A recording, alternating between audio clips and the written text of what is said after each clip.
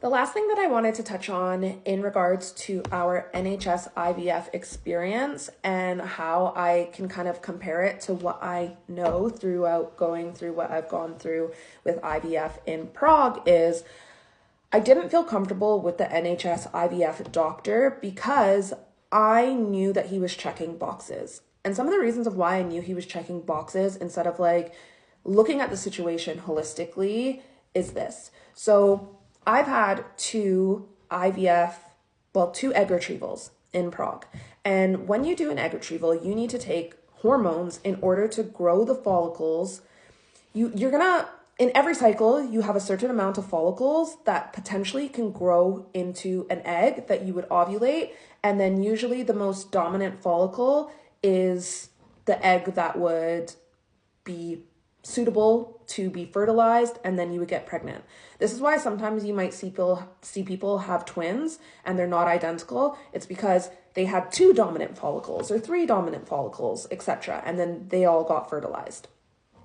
So, be it that I know that my egg retrievals, the medications that I've taken to grow my eggs, also grew my fibroids, what sense did it make for the NHS IVF doctor to send me for surgery to take out my fibroids? He also said that to quote, he said, it's a temporary solution.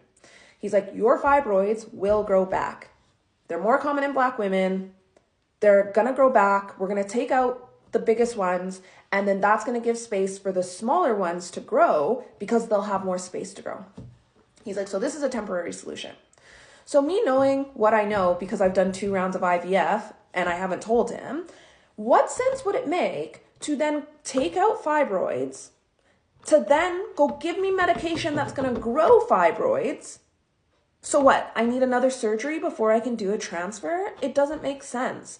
And so this was like the last thing, unless I remember something else, that I went through with the NHS before I found out I would have had to pay for everything out of pocket, which, by the way, extortionate fees to then be sat on a bed that looks like it's from 1800s.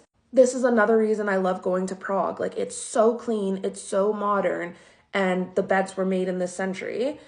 But it just didn't make sense and I just could tell he was checking a box instead of like looking at my situation holistically and what is going to actually get us to the end result. And I'm not just saying the end result of a baby, but the end result of not putting me through absolute torture of potentially 2 surgeries. Because to quote him, he said that my fibroids are going to grow back. So why would we do the surgery before doing the egg retrieval when I'm just going to be giving all of the medication to the fibroids that are remaining because you're saying that you're going to take out the biggest ones only?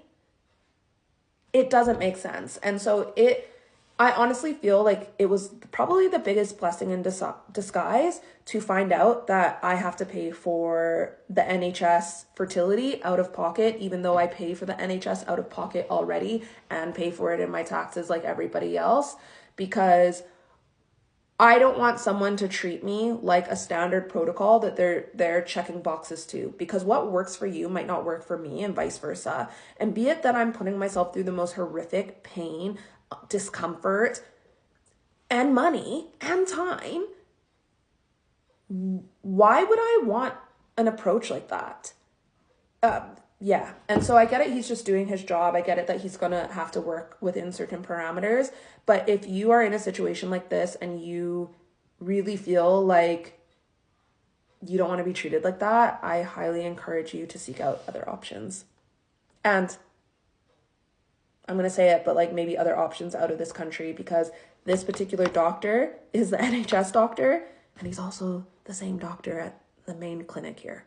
So I am intrigued to know if he would treat me differently without such a like box standard approach if I went and paid the money to see him privately, but I kind of lost all faith.